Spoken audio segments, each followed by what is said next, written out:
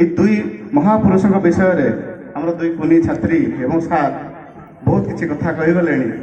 କିନ୍ତୁ ଗୋଟିଏ କଥା କହିବି, ସୁଭାଷ ଚନ୍ଦ୍ର ବୋଷ ଏମିତି ଜଣେ ବ୍ୟକ୍ତିତ୍ୱ ଯିଏ ଜନ୍ମ ହେଲେ ସିନା ଆଜି ମଧ୍ୟ ତାଙ୍କ ମୃତ୍ୟୁ ଗୋଟେ ମିସ୍ତ୍ରୀ ହେଇକି ରହିଯାଇଛି। ସେ ଏତେ ବଡ଼ ଦିଗ୍ଗଜ, ଏତେ ବଡ଼ ମହାପୁରୁଷ ଯିଏ ନିଜ ମୃତ୍ୟୁକୁ ମଧ୍ୟ ଧରାପୃଷ୍ଠରେ ହଜେଇ ଦେଇପାରିଛନ୍ତି। ତ ବିଶ୍ୱାସ କରିବାକୁ କଲେ ବି କରିପାରନ୍ତି, ଯେମିତି ଲାଗେ କି ସେ ଆଜି ମଧ୍ୟ ବଞ୍ଚିଛନ୍ତି। এইটা হচ্ছে তাঁর সবুঠ প্রমুখ ঘটনা তাঁর জীবনবলীর কি তাঁর মৃত্যুকে আজ মধ্যে কৌশি এক গুহাড় ভিতরে সে লুচাই দিয়ে কুয়াড়ে হজি যাই তাকে কেউ জাঁপারি না।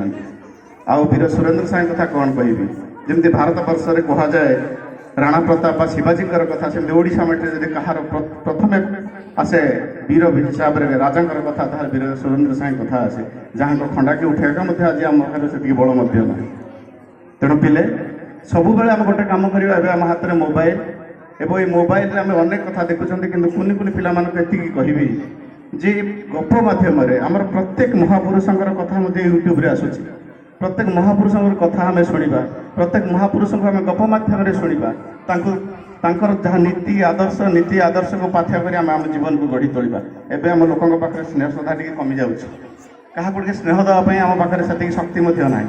ଆଗ ମୋ ଘରେ ଭାତ ଖଣ୍ଡେ ରୋଷେଇ ହେଲେ ପଡ଼ିଶା ଘରର ତରକାରୀ ଟିକେ ରୋଷେଇ ହେଲେ ମୋ ଘର ଚଳି ଯାଉଥିଲା, କିନ୍ତୁ ଏବେ ଆମେମାନେ ଏତେ ମାତ୍ରାରେ ପ୍ରତ୍ୟେକ ସବୁ କ୍ଷେତ୍ରରେ ହିଂସା, ଦ୍ୱେଷ, ରାଗ ଏସବୁକୁ ଆମେ ଆଗରେ ଧରିକି ଚାଲୁଛନ୍ତି, ଯେଉଁଟାକୁ ଆମେ ସମ୍ପୂର୍ଣ୍ଣ ଭାବେ ସପ୍ରେସ୍ କରିଦେବା କଥା।